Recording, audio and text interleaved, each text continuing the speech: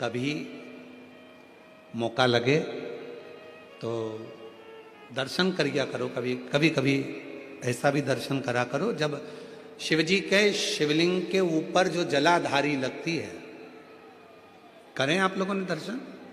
शिवजी के शिवलिंग के ऊपर जो जलाधारी होती है और जलाधारी में से बूंद बूंद पानी शंकर भगवान के ऊपर गिरता है, शिवजी के ऊपर गिरता है। कभी कभी उसका भी एक प्रेम से दर्शन करा करो। आप लोगों को पहले भी कहा कि जो जलाधारी होती है जिसमें से बूंद बूंद पानी गिरता है, वो शंकर भगवान की 5 लड़कियां हैं। कितनी बेटियां हैं? 5। सब लोग उसका नाम बोलेंगे। जया, विषहरा, श्यामली बारी, दौतली, देव।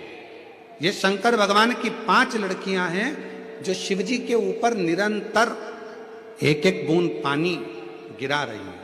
निरंतर जल गिर रहा है, निरंतर जल पड़ रहा है। कभी अगर मौका मिला करे तो एक बार जब आप शिव जी को जल चढ़ाने जाओ, लोटा भर के जल चढ़ाने जाओ, भगवान शंकर को जल अर्पित करने जाओ, तो कभी कभी अगर तुम्हारे थोड़ा सा समय तुमको तुम्हारे घर से अगर मिल जाए तो 2-5 मिनट शिव जी की जलाधारी में से जो पानी गिरता है उसका भी दर्शन करा करो। उसका दर्शन किया कभी कभी। और यहां तक शिवपुराण कहती है, जलाधारी में से जब पानी गिर रहा हो और भगवान तुम्हारे हाथ में अगर कोई बेलपत्री का पत्ता हो, नहीं हो तो मंदिर की बेलपत्र जो चढ़ी चढ़ाई हो वो भी अगर आपने शिवलिंग पर चढ़ा दी और थोड़ी देर बैठ गए और बूंद बूंद पानी उस पर से गिर रहा है, थोड़ी देर वो जया, विषहरा, श्यामली बारी, दौतली, देव, वो बूंद बूंद पानी उसमें से गिर रहा है, उसको गिरने दो। और थोड़ी देर दर्शन करने के बाद उस बेलपत्र को डॉक्टर जिसको कह दे कि इसकी ब्लॉकेज ज्यादा है,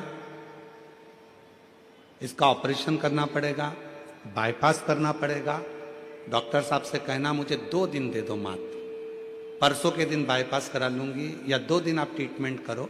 2 दिन जो शिवजी के जलाधारी में से पानी गिरता है, जया, विषहरा, श्यामली बारी, दौतली, देव, जो पानी को गिरा रही होती हैं, उसके नीचे रखी हुई बेलपत्र को यदि जिसके हार्ट में प्रॉब्लम हो, जिसके थायराइड की प्रॉब्लम होती है, अगर वो बेलपत्र को अगर उस व्यक्ति को 2 दिन एक चढ़ी हुई बेलपत्र फिर एक चढ़ी हुई बेलपत्र 2 दिन खिला दीजिए और तीसरे दिन फिर जांच कराइए, डॉक्टर आपको बोलेगा कि अभी ऑपरेशन की जरूरत नहीं है, दवाइयों से आराम लग जाए।